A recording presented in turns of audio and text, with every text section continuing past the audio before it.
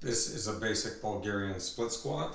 What we're going to do is start with our calves up against the chair. We're going to take a normal step forward. We're going to place the back foot on the chair. My knees, let me show it on the other side. This knee is slightly back from the other knee, but they're nearly side by side. From here, what I'm going to do is lower down, driving that knee down toward the ground, trying to keep a nice position in my hips, and then coming back up, squeezing my glutes at the top. So coming down, coming back up, down, up, down, up, just like so.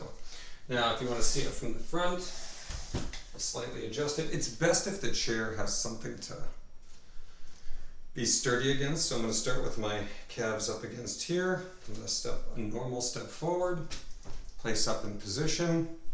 I'm going to bend down, come back up, down, come back up, down, come back up.